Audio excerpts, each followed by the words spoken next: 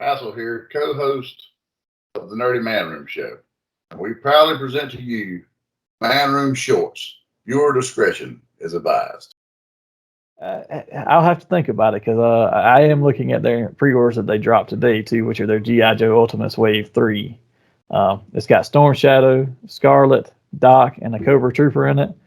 Now I don't really care for the Cobra Trooper, but the accessories they gave him were cool, especially considering they gave him like the Electro Whip from the first miniseries episodes, the Pyramid of Darkness. But I like Doc a lot, and Doc's an underrated one to me, and you very seldom get him. And I don't know when we'll actually see him in Classified, so I'm like, man. I'll be honest, that figure there surprised me when I seen it because I hadn't seen. We got the teaser for Storm Shadow, so we knew he was. We knew he was coming, and you knew he was coming anyway. And I was sold with just the armband they showed with the Arashikage.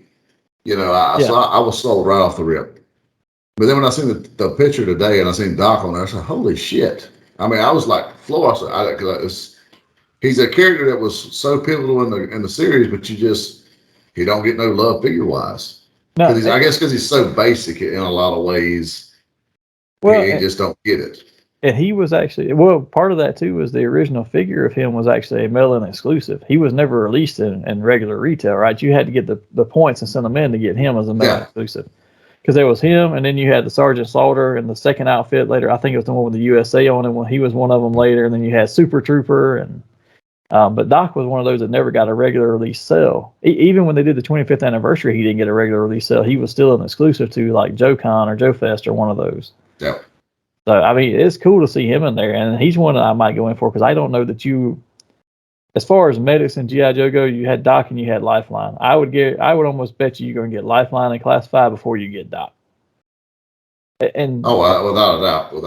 And that's more just probably have it already. Popularity as well as the playability and the look of what you can build for Lifeline. Because Doc had basic, he had basic military uniform on, like you said, with a helmet and stuff. But Lifeline had this cool tricked out red and white outfit, and you would get that's why you'll get him in Classifieds more because. You know what? While they are geared towards us to a degree, they're still banking on kids. Yeah. And a kid will look at that figure and that red and white's going to pop and catch their eye to where Doc isn't so much. But Super 7 knows we as the fans, we're going to get that damn Doc. Well, same thing.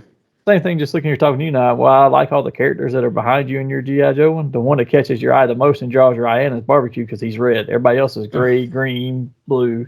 But this bright red one, just like, oh, hey, that caught my attention.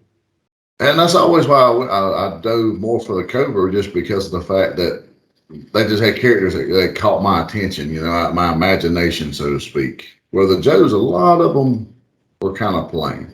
Yeah. You had certain ones that, and I was pretty excited to see Dusty's coming, because he was one of my more favorites, but certain ones. And the fourth figure that way, just because I don't know if we ever even said who it was, is Scarlett. I might have said it earlier. I can't remember now, but she looks cool and all, but at the same time, the Classified one is just as good. If I buy any, I'm going to buy probably Doc and maybe Storm Shadow. I'm not a huge necessarily fan of Storm Shadow where I got to have every version. I just need one version of him. That's the version I like the best. He has two arms for the exposed tattoo and the non-exposed. And he has the head with the smoke shield. Yeah. That was pretty cool. I was like, accessory-wise, I was like... Oh, and he had the Excalibur sword, too. You remember the episode where him and Spirit fought over the Excalibur sword? And was it Spirit? I thought it was Quick Kick. It was Spirit, I think, because I remember he cut... That's the scene from the beginning, too, episodes where he cuts the pillar in half and it falls on Footloose. That was with the Excalibur. I'm pretty sure it's Spirit, but I'd have to go back and watch it now. Because now you're making me question myself. I know they had. I got that. Usually you got me on this out here. I'm almost positive that was one of the episodes where it was him and Quick Kick.